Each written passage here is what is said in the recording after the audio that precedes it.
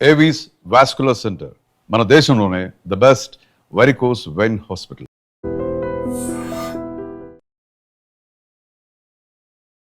ఇవాల్టి మన special guest ఎవరో కాదు, కోదాడ మాజీ ఎమ్మెల్యే బొల్లం మల్లయ్య యాదవ్ గారు మనతో ఉన్నారు.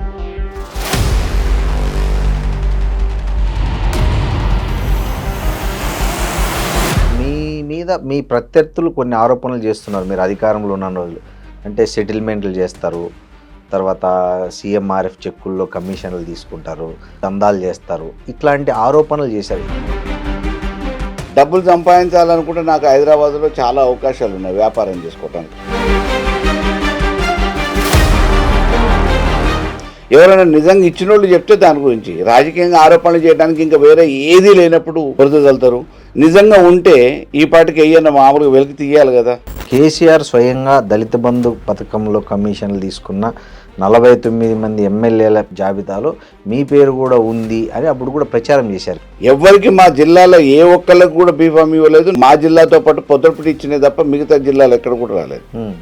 ఈ లోపల నా ఒక్క బీఫామే ఇయ్యలేదని చెప్పేసి టీవీలన్నీ స్క్రోలింగ్ చేయించారు. అంటే ఏది చెప్పితే అది వేసే పరిస్థితులలో మీడియాలు ఉన్నాయి. అట్లా వాళ్ళకి అనుకూలంగా మార్చుకోవడానికి చేసిన ప్రయత్నాలలో భాగంగా అటువంటి అన్ని రూమర్స్ జరిగినాయి. మీ నియోజకవర్గంలో డెక్కన్ సిమెంట్స్ వ్యవహారంలో మంత్రుల మధ్య ఒక చిన్న యుద్ధం జరిగింది. అసలు ఏంది అసలు దాని మీద అంత వివాదం జరిగింది? డెక్కన్ సిమెంటు, మైబూమ్ cement, all cement factories, India leading cement ఫ్యాక్టరీలు అన్ని హుజూర్నగర్లో ఉంటాయి మెజారిటీగా. వాటన్నిటికీ లైజనింగ్ ఆఫీసర్ ఉత్తమ్ కుమార్ రెడ్డి.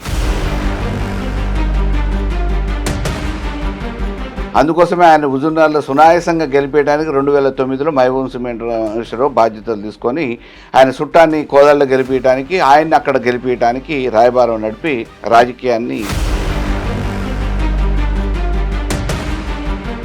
ఉత్తమ్ కుమార్ రెడ్డిని కాదని కొత్తగా కొండ సురేఖ ఎంటర్ అయిపోయేసి వాళ్ళ పిఏని సహాయకుని పంపించింది కాబట్టి ఆ విషయాన్ని. హాయ్, నమస్తే, వెల్కమ్ టు ఐటీ మీడియా. నేను మీ రొద్దం శ్రీనివాస్.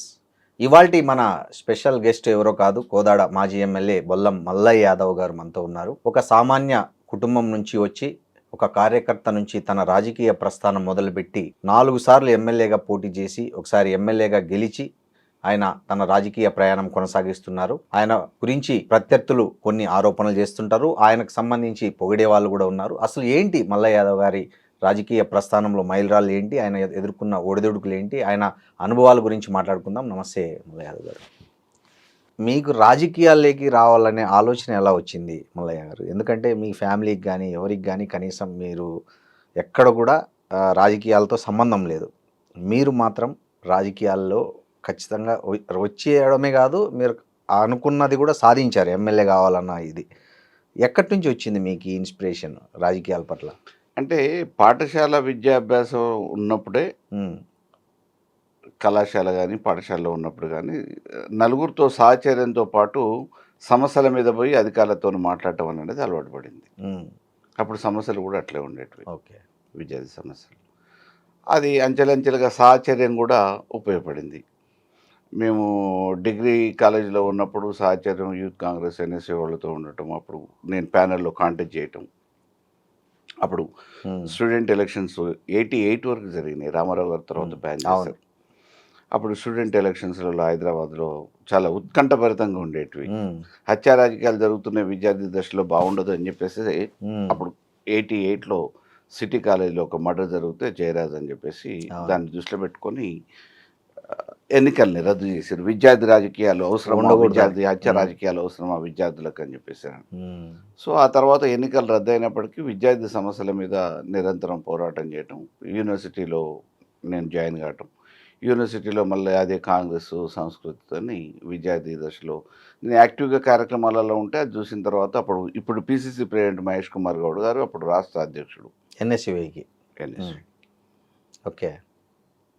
సో అవకాశం ఇచ్చారు.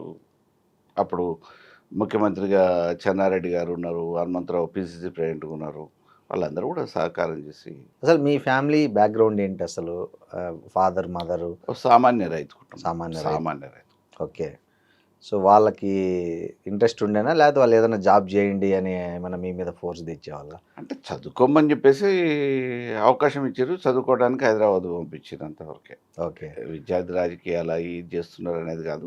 ఉమ్. ఏదో ఒకటి చేసుకుంటారు అనే ఒక నమ్మకం. ఉమ్. అసలు మీకు 2009లోనే టికెట్ రావాల్సి ఉండే కాంగ్రెస్లో, ఎలా మిస్ అయింది? అంటే ఇక స్వార్థ రాజకీయాల కోసం, వాళ్ళ స్వలాభాల కోసం కొంతమంది ఈ పార్టీ, ఆ పార్టీ అనేది కాకుండా అక్కడున్న నాయకులందరూ కూడా మిలాఖత్ రాజకీయాలలో నన్ను బలిపశువుని చేశారు. అంటే ఎవరు రండి, అంటే ఓపెన్గా మాట్లాడు. కాంగ్రెస్ ఇద్దరు కూడా ఓకే. ఎవరు వాళ్ళు? ఇప్పుడు ఉన్నారా రాజకీయాల్లో మీ మీ మీద కుట్ర చేసిన వాళ్ళు? ఉన్నారు. చెప్పండి, పేరు ఏముంది? అంటే ఎలా కుట్ర చేశారు అని. అంటే ఆల్మోస్ట్ ఫైనల్ అవుతుంది అనుకున్నది మీ పేరు 2009లో. అంటే 2009లో కొత్తగా నియోజకవర్గం హుజూర్నగర్ ఏర్పడింది. అవును. 2009లో రెండోసారి ఎమ్మెల్యేగా ఉత్తమ్ కుమార్ రెడ్డి ఉన్నాడు. ఉమ్. అక్కడ పూర్తి వ్యతిరేకత మొదలైంది దాని మీద. ఉమ్. కొత్త నియోజకవర్గానికి పోవాలనే ఆలోచన చేసిండు. ఉమ్. చేసిన తర్వాత రాజశేఖర రెడ్డి గారు ఒప్పుకోలే. ఉమ్. తప్పనిసరి పరిస్థితులలో నా పేరును ప్రతిపాదించాల్సి వచ్చింది. ఉమ్. ప్రతిపాదించిన తర్వాత వారు అక్కడ కన్ఫర్మ్ చేశారు. ఉమ్. కన్ఫర్మ్ చేసిన తర్వాత అక్కడ టీడీపీ ఒకవేళ పోటీ చేస్తే ఉమ్. ఓటమి పాలవుతామని చెప్పేసి టీడీపీ వాళ్ళు ప్రత్యర్థులు కొంతమంది ఆయనకి సూచన సలహాలు ఇచ్చి, ఉమ్. టీడీపీ కాకుండా టీఆర్ఎస్ని పొత్తులో నీకు అభ్యర్థిగా తీసుకొని వస్తాము, ఉమ్. నువ్వు అక్కడ గెలవడానికి ఈజీ అవుతుంది, ఉమ్. అన్నీ మేమే ఆర్గనైజ్ చేస్తాం, ఉమ్. కానీ మీరు మాత్రం ప్రతిపాదన మల్ల యాదవ్ కాకుండా వేరే వాళ్ళ పేరు చెప్పండి, మాకు బలహీనమైన వ్యక్తి ఉండాలి, మేము గెలవడానికి అవకాశం ఉండాలనే విధంగా తెలుగుదేశం వాళ్ళు పెట్టిన బేరసారాలకి ఆయన కూడా తలవగి అక్కడ టీఆర్ఎస్ని అభ్యర్థిని తీసుకొచ్చేటట్టు, ఇక్కడ బలహీనమైన అభ్యర్థిని కాంగ్రెస్లో పెట్టేటట్టు ఆ ఒప్పందం మేరకు నన్ను బలిపశువుని చేశారు స్థానిక నాయకత్వం. అప్పుడు టీడీపీలో నుంచి పోటీ చేసేటతనికి మైమోన్ సిమెంట్ రామేశ్వరరావు గారు సహకారం చేశారు. ఉమ్. వీళ్ళిద్దరి మధ్యన దూతగా ఉమ్. అక్కడ ఉన్న స్థానిక నాయకత్వం టీడీపీ కాంగ్రెస్ నాయకులకి వాళ్ళిద్దరి గెలుపు కోసం దూతగా మైమోన్ సిమెంట్ రామేశ్వరరావు గారు రాయబారం నడిపి ఉమ్. టీడీపీ బదులు టీఆర్ఎస్ అభ్యర్థిని అక్కడ తీసుకురావటం. ఉమ్. అప్పుడు జగదీష్ రెడ్డి గారు అక్కడ మొదటిసారి పోటీ చేశారు. కరెక్ట్. ఇక్కడ బలహీన అభ్యర్థిగా మైనార్టీలకు ఇస్తామని చెప్పేసి ఇక్కడ టీడీపీ అభ్యర్థి గెలవాలి, ఉమ్. అక్కడ కాంగ్రెస్ ఉత్తమ్ కుమార్ రెడ్డి గెలవాలి. ఈ ఇద్దరి గెలుపుని ఉమ్. లబ్ధి పొందడానికి మహబూబ్ సిమెంట్ రామేశ్వరరావు ఆడిన నాటకంలో ఉమ్. వీళ్ళిద్దరు వేసిన పాచికలు ఉమ్. నన్ను బలిపశువుని చేసి Correct. 2009 అప్పుడు ఓన్లీ ప్రజారాజ్యం ఉండింది. కాంగ్రెస్ పార్టీ మారి టీడీపీలోకి వచ్చారా? 2009లో మామూలుగా రాజశేఖర రెడ్డి గారి చివరి క్షణాల్లో తప్పనిసరి పరిస్థితులలో ఈ ఒత్తిడికి తలొగ్గి ఉమ్. మా జిల్లాలో మేము మా నియోజకవర్గాన్ని గెలిపించుకుంటాం, ఉమ్. మాకు వదిలిపెట్టండి అని చెప్పి ఇక్కడున్న నాయకత్వం అంతా, కాంగ్రెస్లో ఉన్న నాయకత్వం అంతా, ప్రధాన నాయకత్వం ఉమ్. ఆ రోజు పురుషోత్తమ్ రెడ్డి, జానారెడ్డి, దామోదర్ రెడ్డి, గోవర్ధన్ రెడ్డి, ఉత్తమ్ కుమార్ రెడ్డి, ఉమ్. ఈ కోమటిరెడ్డి వెంకటరెడ్డి అందరూ కూడా 6 నియోజకవర్గాలకి పక్కనున్న నైబర్ కాన్స్టిట్యున్సీలు 6 మాకు వదిలిపెట్టండి, ఉమ్. మేము గెలిపించుకొని వస్తామని చెప్పేసి రాజశేఖర రెడ్డి గారికి హామీ ఇచ్చేసి మీ ప్రమేయం అవసరం లేదు, అభ్యర్థుల ఎంపిక మాకు వదిలిపెట్టండి అని చెప్పారంటే ఉమ్. ఆయన తప్పనిసరి పరిస్థితులలో గత్యంతరం లేక వాళ్ళకు వదిలిపెట్టినప్పుడు వాళ్ళు అభ్యర్థుల్ని మారడం జరిగింది. కానీ రాజశేఖర రెడ్డి గారు మీకు బాగా ప్రోత్సహించారు, మిమ్మల్ని ఎమ్మెల్యేగా పోటీ చేయమని సలహా ఇచ్చింది కూడా ఆయనే అంటారు కదా. అంటే వారు అవకాశం ఇచ్చారు కాబట్టి, ఒక ముఖ్యమంత్రికి అవకాశం ఇచ్చారు కాబట్టి 2005లో నేను అక్కడ పోయి నియోజకవర్గంలో పని చేయగలిగిన. ఉమ్. అప్పటికే యూత్ కాంగ్రెస్ ఎన్ఎస్ఏ కార్యక్రమాలలో హైదరాబాద్లో చురుగ్గా పాల్గొంటున్న కార్యకర్తగా గమనించి వారి దృష్టిలో ఉన్నా కాబట్టి ఉమ్. మీలాంటి నాయకులు ఒక నియోజకవర్గం నుంచి ప్రాతినిధ్యం వహిస్తే బాగుంటుంది అనే ఒక ఉద్దేశంతో వారు ఇచ్చిన సలహా మేరకు, వారి ప్రోత్సాహం మేరకు నేను కోదాడ నియోజకవర్గంలో పనిచేసిన. సరే, వారి వైపు నుంచి ఏం తప్పులేదు. ఇక్కడ చివరి క్షణాలలో తప్పనిసరి పరిస్థితులలో రాజకీయంగా ఆయన మీద తీసుకొచ్చిన ఒత్తిడి మేరకు తప్పనిసరి పరిస్థితులలో ఆయన నిర్ణయం తీసుకున్నారు, అభ్యర్థి మార్పు. ఉమ్. నేను కూడా వారిని ఏమి అనే పరిస్థితి లేదు కాబట్టి నా ఉనికి కోసం నేను పార్టీ మారాల్సి వచ్చింది. ఇండిపెండెంట్ అభ్యర్థి ఇండిపెండెంట్గా పోటీ చేశారు ఆ ఎన్నికలు. ఎన్ని ఓట్లు వచ్చాయండి? అంటే మీ అప్పుడు నా ఉనికిని కాపాడుకోగలిగిన దాదాపుగా 20,000 పైన వచ్చినాయి. ఓకే. నా ఉనికిని సో కాపాడుకోగలిగిన. మీరు అప్పుడు ఇండిపెండెంట్గా పోటీ చేయడం వల్ల ప్రధానంగా ఎవరికి నష్టం జరిగింది అప్పుడు? కాంగ్రెస్కి నష్టం జరిగింది, టీడీపీకి మేలు జరిగింది. అంతేనా? So okay. సో అట్లా మీ ప్రత్యర్థి ఉత్తమ్ కుమార్ రెడ్డి ఉంటూ వస్తున్నాడు ఏదో రకంగా. అంటే కాంగ్రెస్కి నష్టం జరిగింది. అదే రాజశేఖర రెడ్డి గారు ఉంటే ఈరోజు 0 కదా ఉత్తమ్ కుమార్ రెడ్డి. ఎలా? ఒక కాన్స్టిట్యున్సీ చేతులారా పోగొట్టినప్పుడు ఉమ్. రేపు మంత్రిగా ఏమి అవకాశం ఇస్తారు? ఉమ్. ఇంకోసారి అక్కడే పోటీ చేసే అవకాశమే వస్తే ప్రజలు కూడా గమనించేటోళ్ళే కదా. అవును. సో తప్పనిసరి పరిస్థితులలో అప్పుడు ఇండిపెండెంట్గా పోటీ చేసినా నా ఉనికి నేను కాపాడుకోగలిగిన, నా నాయకత్వం ఏందనేది చాటుకోగలిగిన, అధిష్టానాలు కూడా నన్ను గుర్తించినాయి. అప్పటికే నేను గెలవగలిగిన అభ్యర్థిని అనేది అన్ని పార్టీల దగ్గర నివేదికలు ఉన్నాయి కాబట్టి 2012లో మళ్ళీ నేను పార్టీ మారాలనుకున్నప్పుడు వివిధ పార్టీలు నా ముందుండే. అది టీఆర్ఎస్ కొత్తగా అప్పుడు మొదలైంది. అప్పుడప్పుడు ఇంకా కొంచెం స్పీడ్ స్టార్ట్ అయింది. 2001లో వాళ్ళు మొదలయ్యారు. ఆ తర్వాత మామూలుగా 2012 వచ్చేటప్పుడు పీక్ స్టేజ్కి వచ్చింది. అప్పుడు టీఆర్ఎస్కు అవకాశం ఉండిపోవడానికి, అదే రకంగా టీడీపీ, ఈ 2 పార్టీలలో ఏది ఎంచుకోవాలని చెప్పేసి అని అనుకున్నప్పుడు వైఎస్ఆర్సీపీ కూడా అవకాశం ఉంది. ఈ మూడిట్లలో ప్రత్యామ్నాయంగా ఏది అవకాశం అని అన్నప్పుడు ఇంతో అంతో ఒక కార్యకర్తల అవకాశం అంటే బలమున్న పార్టీగా కాంగ్రెస్ని కాదనుకున్నప్పుడు టీడీపీ ప్రత్యామ్నాయం అని చెప్పేసి టీడీపీలో జాయిన్ అయ్యాను. సో మిమ్మల్ని టీడీపీలోకి తీసుకోవడంలో ప్రముఖ పాత్ర అప్పటి ఉన్న నాయకుల్లో చంద్రబాబు గారే డైరెక్ట్ చంద్రబాబు గారు. కారణం ఏంటంటే వారు నన్ను గుర్తించడానికి కారణం ఏంటంటే 2009లోనే నేను బలమైన అభ్యర్థిగా, గెలవగలిగిన అభ్యర్థిగా వారి దగ్గర నివేదికలు ఉన్నాయి. దాన్ని దృష్టిలో పెట్టుకుని ఆ రోజు రాజశేఖర రెడ్డి గారు టికెట్ ఇచ్చారు. రాజశేఖర రెడ్డి గారు ఇవ్వలేని పక్షంలో నేను ఇస్తా అని కూడా చంద్రబాబు నాయుడు గారు నాకు అప్పటికే సమాచారం నామానాగేశ్వరరావు గారి ద్వారా ఇవ్వడం జరిగింది. అయితే అప్పటికి మేనేజ్మెంట్ బాగా జరిగింది కదా. మహిమం సిమెంట్ రామేశ్వరరావు అక్కడ ఉన్న తెలుగుదేశం అభ్యర్థి కోసం. ఎవరండి అక్కడ తెలుగుదేశం అభ్యర్థి అంత బలమైన మీకు ఆ బంధం ఉన్న వ్యక్తి? మాజీ ఎమ్మెల్యేనే. కంటిన్యూస్గా మామూలుగా 85 నుంచి ఉన్న మాజీ ఎమ్మెల్యేనే. ఆయన సీట్ కోసం మహిమం సిమెంట్ రామేశ్వరరావు వాళ్ళ సామాజిక వర్గం కోసం ప్రయత్నం చేసిండు. దాంట్లో ఆయన సక్సెస్ అయ్యిండు. ఓకే. సో అది దృష్టిలో పెట్టుకొని 2009లో గెలవగలిగిన అభ్యర్థిగా ఇండిపెండెంట్గా నేను పోటీ చేయడం కూడా వారికి లాభించింది కాబట్టి తప్పకుండా నెక్స్ట్ టైం అవకాశం ఉంటుందనే ఉద్దేశంతో వారు నన్ను ఆహ్వానించడం జరిగింది. పార్టీలో చేర్చుకున్నారు. అదే రకంగా అనుకున్న మాట ప్రకారం 2014లో నాకు టికెట్ కూడా ఇవ్వటం జరిగింది. కానీ మీ గట్స్ మెచ్చుకోవాలి. 2014 ఆల్రెడీ తెలంగాణ అనౌన్స్ అయిపోయింది. అసలు ఇక్కడంతా ఎట్లుందంటే వాతావరణం బీఆర్ఎస్లో ఇట్లా బీఫామ్ వస్తే చాలు గెలిచిపోతుందన్న వాతావరణంలో మీరు తెలుగుదేశం పార్టీ తరఫున పోటీ చేశారు. ఎందుకు ఆ టైంలో మీకు అనిపించలేదా ఇది ఈ పరిస్థితి ఇట్లా ఉంది, మరి ఈ టైంలో గెలుస్తామా లేదా అనే డౌట్ రాలే మీకు అప్పుడు? ఇంకా అప్పుడు అంటే ఇక ఆల్రెడీ ఒకసారి దెబ్బతిన్నాం కదా.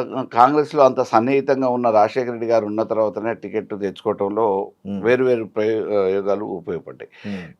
మళ్ళీ కొత్తగా ప్రయోగం ఎందుకు, ఆల్రెడీ టీడీపీలో జాయిన్ అయిన తర్వాత ఏ విషయం తెలియకముందే మళ్ళీ మనం తొందరపాటు నిర్ణయాలు తీసుకోవద్దనే ఉద్దేశంతో అప్పటికే నాకు కేటీఆర్ గారు మాట్లాడడం జరిగింది 2014లో కూడా, మీరు రెండే అవకాశం ఇస్తామని చెప్పేసి. సో అలా 2014లో టీడీపీ తరఫున గట్టి పోటీ ఇచ్చారు, ఓడిపోయారు. సో 2018లో మళ్ళీ బీఆర్ఎస్ తరఫున పోటీ చేశారు. సో ఈ మధ్య కాలంలో ఏం జరిగింది మీకు? 2014లో నేను టీడీపీ నుంచి పోటీ చేసి ఓడిపోయిన తర్వాత రాష్ట్ర కమిటీలో నన్ను ప్రధాన కార్యదర్శిగా బాధ్యతలు అప్పచెప్పారు. నియోజకవర్గ ఇన్ఛార్జిగా ఉన్నా. అక్కడ నియోజకవర్గానికి ఇన్ఛార్జిగా బాధ్యతలు నిర్వహిస్తూనే రాష్ట్ర కమిటీలో కూడా కీలక పాత్ర పోషించినాం. అప్పుడు రేవంత్ రెడ్డి గారు వర్కింగ్ ప్రెసిడెంట్, రమణ గారు తెలంగాణ రీజియన్కి అధ్యక్షుడు. అవును.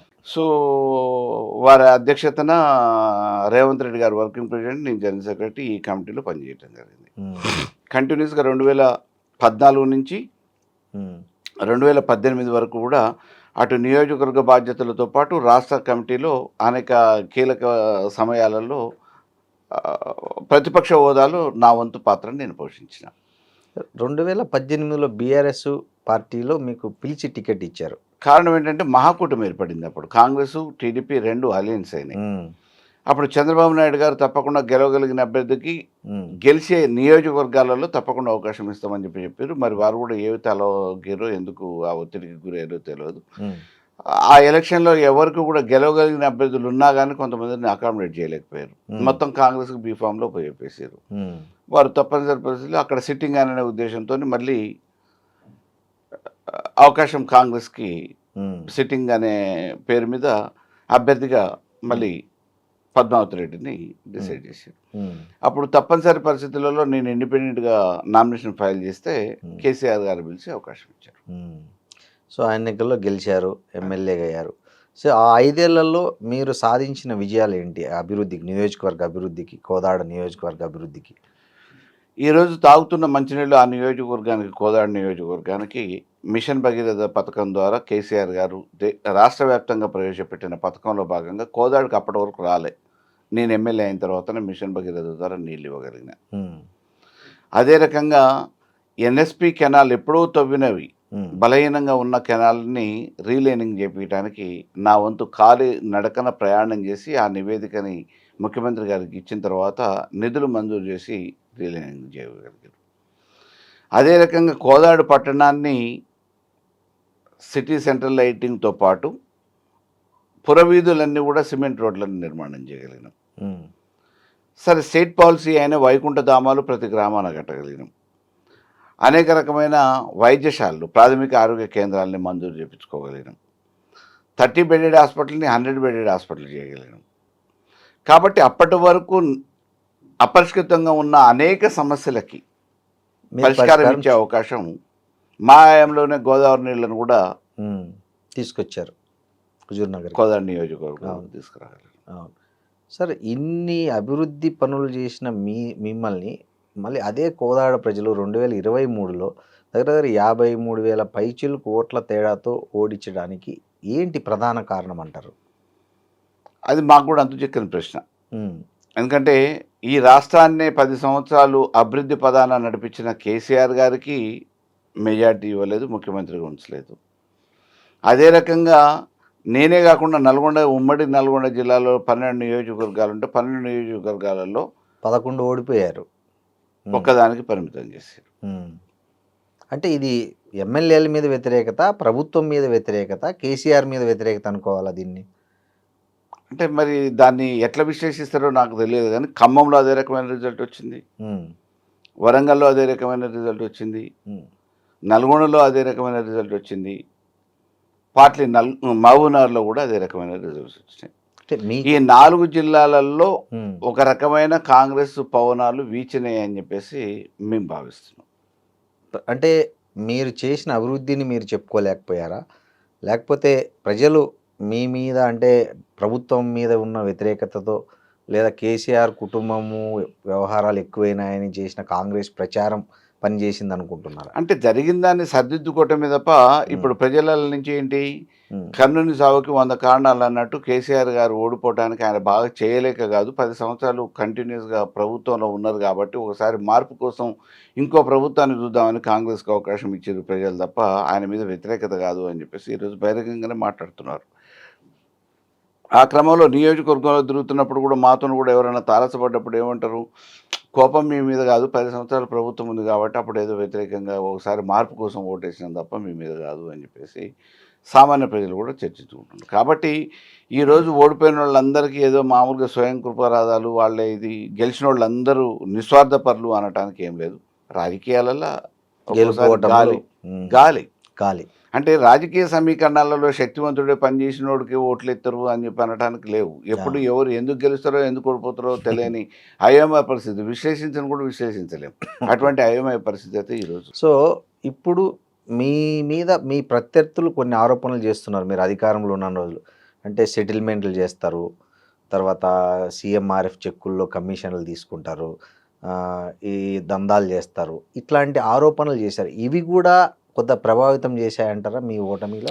అంటే నేనేం చెప్తా శ్రీనివాస్ గారు, ఇప్పుడు ఉమ్, నేను నియోజకవర్గంలో ఎమ్మెల్యే కావడానికి పోయినా. ఉమ్, 2005లో నా రాజకీయ అరంగేట్రం ప్రత్యక్ష రాజకీయాలు కోదాడలో మొదలైనాయి. ఉమ్, నేను ఇక్కడ వ్యాపారాలు చేసేటోని వ్యాపారం మొదలుపెట్టి అధికారంలో ఉన్న వాళ్ళకి పోటీపడి పనిచేయడానికి ఆర్థికంగా నా ఆస్తులు అమ్మి ఖర్చులు పెట్టి, ఇప్పుడు మామూలుగా నాతో పాటు ఎమ్మెల్యేగా ఆ నియోజకవర్గం ఏర్పడ్డప్పటి నుంచి అయిన ఎమ్మెల్యేలు జేబుల నుంచి 10 రూపాయలు ఇచ్చిరా, నేను 10 రూపాయలు ఇచ్చినా అని చెప్పేసి ఆలోచిస్తే నియోజకవర్గాలు అని అడుగుతారు. ఉమ్, వినాయక విగ్రహాలు కానీ, శ్రీమంతాలు కానీ, ఇఫ్తార్లు కానీ, ఇతరత్ర ఏ దైవ కార్యక్రమాలు, ఆధ్యాత్మిక కార్యక్రమాలు, గుళ్ళు గోపురాలు, స్పోర్ట్స్, ఇతరత్ర ఏ కార్యక్రమానికైనా నేను దాదాపుగా ఎమ్మెల్యే అయిన తర్వాత కూడా, ఎమ్మెల్యే అయినాక కూడా, ఇప్పటి వరకు కూడా నా శక్తి వంచన లేకుండా ఆర్థికంగా 10 రూపాయలు ఖర్చు పెట్టడమే తప్ప ఇంతవరకు ఎడమ చేతి నుంచి ఒకళ్ళ దగ్గర రూపాయి తీసుకున్నది లేదు. అట్లా ఇచ్చిన వాళ్ళు ఎవరైనా ఉంటే బహిరంగంగా వచ్చి చెప్పచ్చు. ఇప్పటికి కూడా నేను అధికారం లేను కాబట్టి నేను డబ్బులు సంపాదించడానికి కోదాడ నియోజకవర్గానికి పోలేదు. ఫస్ట్ ఆఫ్ ఆల్ డబ్బులు సంపాదించాలనుకుంటే నాకు హైదరాబాద్లో చాలా అవకాశాలు ఉన్నాయి వ్యాపారం చేసుకోవడానికి. వ్యాపారంగా నాకు స్థిరాస్తి వ్యాపారాలు ఉన్నాయి, ఆ రకమైన నాకు కొంతమంది మిత్రులు కూడా ఉన్నారు. అవసరం అనుకుంటే వాళ్ళతో పార్ట్నర్‌షిప్‌తోని ఇంకేమన్నా డబ్బులు రూ. 4 సంపాదించుకోవచ్చు. నేను కోదాడ నియోజకవర్గానికి పోవటానికంటే ముందే ఆర్థికంగా బలపడి ఒక నియోజకవర్గానికి ఎమ్మెల్యేగా పోటీ చేయగలుగుతా అనేంత ధీమాతోని ఆర్థిక ప్రతిపత్తితోని పోయినోడిని. ఇయాలకి చిన్న చిన్న పనికిరాని 5, 10 కోసం చేతులు దాచాల్సిన అవసరం లేదు.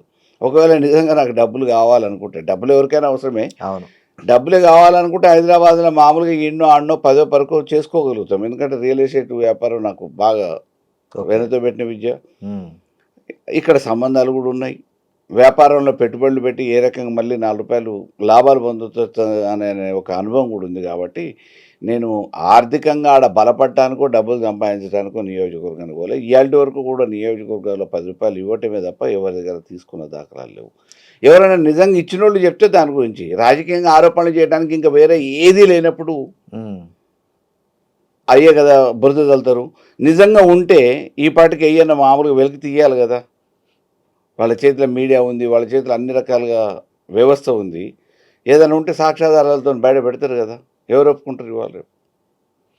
ఇంకోటి కూడా మీ ప్రత్యర్థులు ఏంటంటే కేసీఆర్ స్వయంగా దళిత బంధు పథకంలో కమిషన్లు తీసుకున్న 49 మంది ఎమ్మెల్యేల జాబితాలో మీ పేరు కూడా ఉంది అని అప్పుడు కూడా ప్రచారం చేశారు కేసీఆర్ ప్రెస్ మీట్ తర్వాత. అంటే ఎటువంటి ప్రచారాలు జరిగినాయి అంటే ఉమ్, మీకు ఉదాహరణ చెప్తా. ఉమ్, అభ్యర్థుల ఎంపిక పూర్తి అయిపోయింది 2023 ఎన్నికలలో. ఉమ్, పొద్దుపూట వారు అంటే దేవుణ్ణి బాగా నమ్ముతారు కాబట్టి శాస్త్రీయంగా ఉమ్, కొన్ని బీఫామ్లు ఈ సంఖ్య వరకే బీఫామ్లు సంతకాలు పెట్టాలని చెప్పేసి ఒక పురోహితుడు ఎవరో చెప్పారు. ఉమ్, దాని ప్రకారం ఇప్పుడు సంతకాలు ఇన్ని వరకే బీఫామ్లు పెడుతున్నా. ఉమ్, ఇవి పెట్టి నేను ఒక కార్యక్రమం ఉంది. ఆ కార్యక్రమానికి పోయేసి వచ్చిన తర్వాత మళ్ళీ మిగతా బీఫామ్స్ అన్నీ కూడా అన్ని జిల్లాల వాళ్ళకి ఇస్తా అని చెప్పేసి బహిరంగంగా అభ్యర్థుల ముందు అందరికి కూడా చెప్పిండు. ఉమ్, పొద్దుపూట అనుకున్న దాని ప్రకారం వారు సంతకాలు పెట్టిన బీఫామ్స్ అందరికీ ఉమ్, అందినాయి. వారు సంతకాలు పెట్టిపోయారు కాబట్టి కొన్ని ఇచ్చినాక మిగతావి వాళ్ళ ఆఫీసులో ఇవ్వడం జరిగింది. ఉమ్, మరి మధ్యాహ్నం ఏదో కార్యక్రమానికి పోయేసి వచ్చిన తర్వాత మళ్ళీ సంతకాలు పెట్టారు. సాయంత్రం 4 గంటలకు మమ్మల్ని అందరినీ కూడా క్యాంప్ ఆఫీస్కి ప్రగతి భవన్కి రమ్మని చెప్పారు. అన్ని జిల్లాల నాయకులను కూడా ఉమ్, జిల్లాల వారీగా బీఫామ్లు పంపిణీ జరిగిపోయింది. ఈ లోపులోనే ఎవ్వరికి మా జిల్లాలో ఏ ఒక్కళ్ళకి కూడా బీఫామ్ ఇవ్వలేదు. మా జిల్లాతో పాటు పొద్దుపూట ఇచ్చినే తప్ప మిగతా జిల్లాలు ఎక్కడ కూడా రాలేదు. ఉమ్, ఈ లోపల నా ఒక్క బీఫామే ఇయ్యలేదని చెప్పేసి టీవీలన్నీ స్క్రోలింగ్ వేయించారు. ఉమ్, ఆ వేసే మీడియా వాళ్ళను కంప్లీట్ సమాచారం తీసుకోవాలి. ఉమ్, అంటే ఏది చెప్పితే అది వేసే పరిస్థితులలో మీడియాలు ఉన్నాయి. అట్లా వాళ్ళకి అనుకూలంగా మార్చుకోవటానికి చేసిన ప్రయత్నాలలో భాగంగా అటువంటి అన్ని రూమర్స్ జరిగినాయి. అంటే మీ సొంత పార్టీ నుంచే కదా ఈ కుట్ర జరిగింది, వేరే పార్టీలో అయితే కాదు కదా. సొంత పార్టీ బయట పార్టీ అన్ని వాళ్ళు ఉంటారు. ఉమ్, ఓకే. సొంత పార్టీ అన్ని అందరు కలిసి సమిష్టి యుద్ధం జరుగుతుంది. మా నల్గొండ జిల్లాలో అన్ని మిలాఖత్ రాజకీయాలు ఉంటాయి. ఓకే. ఒక్క ఈ పార్టీ ఆ పార్టీ అనేది కాదు. ఏ పార్టీలో అధికారంలో ఉంటే వాళ్ళు వీళ్ళకి సహకారం, పరస్పర సహకారం అనేది ఉమ్, అది ఆనవాయితీగా జరుగుతుంది, ఉమ్, అనాదిగా జరుగుతూ ఉంది. ఉమ్, ఆ క్రమంలోనే ఈ పార్టీ ఆ పార్టీ అనేది ఏం లేదు. అందరు కలిసి మిలాఖత్తో చేసే ఉమ్, దాడి, ఓకే. మానసిక దాడి. ఓకే. సో అయితే మీరు అన్నారు కదా, ఈ కేసీఆర్ గారు కోదాడ ఎన్నికల బహిరంగ సభలో కూడా ఒక మాట అన్నారు. ఏమన్నారంటే గత 6 నెలల నుంచి నా దగ్గరికి వచ్చి మల్లయ్య యాదవ్కి టికెట్ ఇవ్వకండి ఓడిపోతాడు అని చెప్తున్నారు చెవిలో జోరీగలాగా. కానీ నేను చెప్పాను ఓడిపోయినా సరే నేను అతనికే టికెట్ ఇస్తాను అని చెప్పి ఆయన బహిరంగ సభలో చెప్పారు. ఎవరు మీ మీద కేసీఆర్ దగ్గర టికెట్ ఇవ్వద్దని చెప్తారు, ఎవరు ఓడిపోతారు ఇవ్వద్దని చెప్తుంటారు? అంటే డే 1 నుంచి నేను 2005లో నియోజకవర్గంలో మొదలుపెట్టినప్పుడు కాంగ్రెస్లో ఈయనకు టికెట్ రాదు, కాంగ్రెస్ కాదు, అది ఇది అని చెప్పేసి టికెట్ రాదని ప్రచారం చేశారు. అక్కడ ఉన్న వాళ్ళే స్థానికులు, అంటే ఎవరైతే ప్రత్యర్థులు ఉంటారో వాళ్ళు వాళ్ళ అనుచరులతోని ప్రచారం చేపించటం. పీఆర్పీ పెట్టగానే పీఆర్పీలోకి పోతున్నాడని ప్రచారం చేపించారు. పీఆర్పీతో నాకేం సంబంధం, నేను కాంగ్రెస్లో పుట్టిన కాంగ్రెస్లో ఉంటా అని చెప్పిన తర్వాత టికెట్ రాదు అని ప్రచారం చేశారు. చివరికి నేనే అభ్యర్థిని అని చెప్పేసి అధిష్టానం కూడా నిర్ణయం చేసింది. అది ఎట్లా అడ్డుకోవాలో అనేక రకాలుగా అడ్డుకునే ప్రయత్నాలు చేశారు. చివరికి తప్పనిసరి పరిస్థితులలో అది ఏం మేనేజ్మెంట్ జరిగింది ఏంది అనేది అక్కడ ఉన్న వాళ్ళకి తెలుసు, చేసిన వాళ్ళకి కూడా తెలుసు. ఆఖరికి రాజశేఖర రెడ్డి గారు కూడా తప్పనిసరి పరిస్థితుల్లో కొన్ని నాకు కూడా అప్లికేషన్లు ఉంటాయి కదా, అర్థం చేసుకోని చెప్పడం జరిగింది. సరే, వారిని నేను బలవంతం పెట్టలేను, ఎందుకంటే వారు నాకు రాజకీయంగా ప్రోత్సహించిన వ్యక్తిగా సరే వారి ఇబ్బంది వాళ్ళకు ఉంటే నాకు ఉంటుంది అనే ఉద్దేశంతో నేను ఇండిపెండెంట్ పోటీ చేసిన. ఉమ్, తర్వాత 2012లో నేను టీడీపీలో జాయిన్ అయినప్పుడు కూడా ఇప్పటివరకు చాలామంది ఉద్దండులు ఈ నియోజకవర్గంలో తిరిగిరు, ఇప్పటివరకు అసలు అభ్యర్థుల మార్పు అనేది జరగలేదు, ఈయనతో అవుతుందా అని చెప్పేసి ఎవరు కూడా నన్ను విశ్వసించలేదు. టికెట్ వస్తుందని కూడా ఎవరు చెప్పలేదు. వస్తుందని ఎవరైనా ఒకళ్ళిద్దరు ఇట్లనే శ్రేయోభిలాషులు వాళ్ళు వీళ్ళు అంటే ఏందా ఎట్లా వస్తుంది అది ఇది అని చెప్పేసి ప్రచారం చేశారు. అంటే పక్కనున్న సహచరులు కూడా ఏమో ఈయన అభ్యర్థిగా ప్రయాణం చేస్తే ఈయనతో మనం ప్రయాణం చేయొచ్చు అని చెప్పి అనుకున్నటోళ్ళని కూడా కాదు అనే ఒక అపనమ్మకం కలిగే విధంగా అనేక రకమైన ప్రచారాలు చేశారు. కానీ ఎవరు ఎన్ని అడ్డంకులు సృష్టించి ఎన్ని దుష్ప్రచారాలు చేసినా 2014లో టికెట్ నేనే అభ్యర్థినైనా ఉమ్, సంవత్సరాల కాలంలోనే. ఉమ్, అప్పటి వరకు సుదీర్ఘ అనుభవం ఉంది అని చెప్పేసి వటవృక్షం లాంటి వాళ్ళం అని చెప్పేసి అని ఎవరు ఎంతమంది వచ్చినా టికెట్ ఈయనకే అని చెప్పి అనుకున్న వాళ్ళని కూడా తీసి ఉమ్, నాకు టికెట్ ఇచ్చారు. ఉమ్, అది అయిపోయింది 2014లో. 2018కి వచ్చేటప్పటికి 2014 నుంచి 18 దాకా టీడీపీ అసలు ఈ రాష్ట్రంలో లేనే లేదు. టీడీపీ నుంచి ఒకవేళ టికెట్ వచ్చినా ఆయన గెలిచేదా పాడా గెలవగలిగిన పార్టీ కాదు అని చెప్పేసి ప్రచారం జరిగింది. చాలామంది నా పక్కన ఉన్న సన్నిహితులు కూడా ఏం చెప్పారంటే, అలా నువ్వు తిరుగుతున్నావు, మమ్మల్ని కూడా తిప్పుతున్నావు, నీకోసం మేము కాదని లేక తిరుగుతున్నాం, కానీ ఈ పార్టీ గెలిచేదా సచ్చేదా, తెలంగాణలో ఆల్రెడీ తెలంగాణ పార్టీ వచ్చిన తర్వాత టీఆర్ఎస్, దీన్ని పట్టుకొని తిరగటం వల్ల ప్రయోజనం ఏం లేదు, నువ్వు నీ భవిష్యత్తు కోసమని ఆలోచించుకో, మా కోసం కాకపోయినా అని చెప్పేసి వాళ్ళు శ్రేయభిలాషిగా నాకు సలహాలు ఇచ్చారు. ఉమ్, సరే రేపటి భవిష్యత్తులో ఏం జరుగుతుందో తెలియదు. నాకు అవకాశం ఇచ్చిన పార్టీ 2014లో ఒక రిజిస్టర్డ్ పార్టీ అయ్యండి నాకు అవకాశం ఇచ్చింది. ఏది ఏమైనా కానీ నా తాత్కాలిక ప్రయోజనాల కోసం అవసరాల కోసం పార్టీ మారడం బాగుండదు అని చెప్పేసి 2018 దాకా నేను ఉమ్, కొనసాగించిన తర్వాత మహాకూటమి ఏర్పడంగానే నా పక్కన ఉన్న వాళ్ళు కూడా చాలామంది సంతోషపడ్డారు. అన్న మహాకూటమి ఏర్పడేది తప్పకుండా, ఇది బోర్డర్ కాన్స్టిట్యున్సీ కోదాడు, కంపల్సరీగా బాబు గారు మీకు మీలాంటి వాళ్ళ కోసం అవకాశం ఇస్తారు, తీసుకుపోయాను కాబట్టి గెలుస్తారు అని చెప్పాను. ఊహించని విధంగా పొదరపుట మామూలుగా బాబు గారిని కలిస్తే నువ్వే అభ్యర్థి అని అన్నారు. సాయంత్రానికి వచ్చేటప్పటికి లిస్టుల పేరు మాయమైపోయింది. ఉమ్, ఏం చేస్తాము, రాదు అన్నారు, గెలిచే పార్టీ కాదన్నారు, పట్టుకొని ఉన్నాము. ఎందుకంటే నమ్ముకున్న సిద్ధాంతం కోసం 2018లో ఇవ్వలేదు, ఇవ్వనంత మాత్రాన అయిపోయిందిలే అని చెప్పేసి అని అనుకున్నారు. పిలిచి కేసీఆర్ గారు టికెట్ ఇచ్చారు. 2018లో ఆ పార్టీలో నేను లేకపోయినా అప్పటికి 2014లో నన్ను రమ్మని అన్నారు, నేను పోలేదు. 2012లో నేను టీడీపీలో పోతున్నప్పుడు కూడా మీరు మా పార్టీలకు రండి అన్నారు, అప్పుడు పోలేదు, పని చేయలేదు. కానీ ప్రజలలో ఉన్న ఒక వ్యక్తిగా, ఒక యువకుడిగా పని చేయగలుగుతాడనే నమ్మకంతో ప్రజలందరూ కూడా ఒక అవకాశం ఇవ్వాలని చూస్తున్న తరుణంలో తప్పకుండా ఇస్తే బాగుంటుందని ఆ రోజు కేసీఆర్ గారు ఆలోచించారు, నిర్ణయం తీసుకున్నారు, ఇచ్చిర్రు. వారు ఇచ్చిన దాని ప్రకారం ప్రజలు కూడా ఆశీర్వదించి నన్ను అసెంబ్లీకి పంపించారు. 2023 దాకా కాదు, 2018 చివరి డిసెంబర్లో ఎన్నికలు జరిగితే 2019 నుంచే మొదలు పెట్టారు ప్రచారం. ఏమని, నెక్స్ట్ ఈయన అభ్యర్థి కాదు, వీళ్ళే టికెట్లు డిసైడ్ చేస్తున్నట్టు ఎలక్షన్ల కంటే ముందే. ఏంటి గ్లోబల్ ప్రచారాలు మా దగ్గర ఇవి బాగా జరుగుతాయి. రాత్రి ఒక స్క్రిప్ట్ రాస్తారు, పొద్దున్నే రిలీజ్ చేస్తారు, అదొక 6 రోజులు సినిమా నడిచినట్టు నడుస్తుంది. మళ్ళీ ఆ స్క్రిప్ట్ పాతపడిపోగానే మళ్ళీ ఇంకో కొత్త స్క్రిప్ట్ సాయంత్రం పూట బాటిల్ ముందు పెట్టుకొని కొంతమంది ఈ పనికిరాని తలమాసిన వ్యవహారాలు చేసేటోళ్ళు ఉంటారు. 4 బ్రోకర్లను పిలుస్తారు, వాళ్ళతో మాట్లాడి చెప్పేస్తే ఇది పోయి మొత్తం ఊరంతా చెప్పినారంటే వాళ్ళు టకటక చెప్పేస్తే ఇది ప్రచారం జరుగుతుంది. ఈ ప్రచారాలు మా దగ్గర కొత్త కాదు, అబండాలు వేయటం కొత్త కాదు. సో ఎప్పుడూ మామూలుగా టికెట్ రాదు అని చెప్పేసి ప్రచారం చేసే ఒక వర్గం మా మీద ఉంటూనే ఉంటుంది, అది నడుస్తూనే ఉంటుంది అని మీ పార్టీ వాళ్ళు చెప్పారన్నారు కదా. అంటే ఎవరు మీ పార్టీలో మీ ప్రత్యర్థులు మీరు గుర్తించారా? ఒక్కళ్ళనేమంటాం విత్ ఇన్ ద పార్టీలో కూడా ఉంటారు కదా. రేపు ఎక్కడ మాకు పోటీ అవుతారనో, మాకెక్కడ బలమైన వ్యక్తిగా నిలబడతాడనో, పోటీ వస్తాడనో దూరదృష్టితో ఆలోచించేటోళ్ళు రాజకీయంగా ఇవి సహజంగానే భావించే పరిస్థితి వచ్చేసింది. ఏదో వాటిని పెద్ద సీరియస్గా తీసుకున్నంత మాత్రాన వాళ్ళ శక్తి వాళ్ళది, మన శక్తి మనది, మన ఆలోచన మనది, వాళ్ళ ఆలోచన వాళ్ళది. వాళ్ళు మనల్ని చూసి భయపడుతున్నప్పుడు ఆ భయాన్ని అట్లనే ఉండని అని చెప్పేసి ఆ భావంతో ముందుకు పోతూ ఉంటాం. కాబట్టి ఎప్పుడు కూడా నాకు టికెట్ వస్తుందని రాజకీయంగా పోటీ పడేటోళ్ళే కాకుండా వాళ్ళ అనుచరులు ఎవరు కూడా నాకు ప్రచారం వస్తుందని చెప్పి చేయలేదు, నాకు రాకుండా ఎప్పుడూ ఉండలేదు. అయితే మీ కాన్స్టిట్యున్సీలో జెడ్పీటీసీలు, ఎంపీటీసీలు కూడా ఒక 1.5 ఏళ్ల క్రితమే మీ మీద ఒక ప్రెస్ మీట్ పెట్టి మీరు నియంతలాగా మారారు, మీరు మీ అరాచకాల్లో ఎక్కువైపోయాయి మా మీద అని చెప్పి పార్టీ మారడం కూడా జరిగింది. ప్రెస్ మీట్లు పెట్టలేదు, కానీ మా దగ్గర ఈ ఈ కుంపటి రాజకీయాలు ఎక్కువ మొదటి నుంచి. ఓకే. ఎందుకు కుంపటి రాజకీయాలు ఎక్కువ అనంటే, రామారావు గారిని కాదని చెప్పేసి దింపినప్పుడు అప్పుడు వీరేపల్లి లక్ష్మణ గారు దాంట్లో ఉన్నాడు నాదెండ్ల వర్గంలో. ఉమ్, మళ్ళీ నాదెండ్ల వర్గంలో ఉన్నారని చెప్పేసి వీరేపల్లి లక్ష్మణ గారికి టికెట్ ఇవ్వకపోతే ఇంకొక ఆయనకు టికెట్ ఇస్తే 85 వచ్చిన ఆయన కూడా అప్పుడు చంద్రబాబు నాయుడు గారు అమ్మటి ఉమ్, మళ్ళీ కుంపటి కట్టిన దాంట్లోనే ఉన్నాడు. ఉమ్. సో ఈ కుంపటి రాజకీయాలు అనేది మాకు అక్కడ కోదాడులో ట్రెడిషనల్. అది కామన్. ఉమ్, సో ఈ కుంపటి రాజకీయాలలో భాగంగా ఏంటంటే ఇటువంటి ఏదో నలుగురు నెమ్మటి పెట్టుకొని ఇట్లా చేస్తే అట్లా చేస్తే బాగుంటుంది అని చెప్పేసి ఈ కుంపట్లు పెట్టడం, మొదటి నుంచి కింది నుంచి మామూలుగా ఇటువంటి దుష్ప్రచారాలు చేయటం అనేది ఉమ్, ఆనవాయితీగా వాళ్ళు చేస్తున్న విద్య అది. ఉమ్, సో దాంట్లో ప్రెస్ మీట్లు పెట్టే ధైర్యం ఎవరు చేయలేదు, కానీ ఇట్లా మా ఎమ్మటి ఉన్నారు ఆయనకు కాదు అని ఒక వర్గాల పరంగా చిత్రీకరించుకోవటం, దాన్ని పబ్లిసిటీ చేసుకోవటం, గ్లోబల్ ప్రచారం చేయటం అనేది అది ఆనవాయితీగా కోదాడ నియోజకవర్గంలో జరిగే ప్రక్రియే.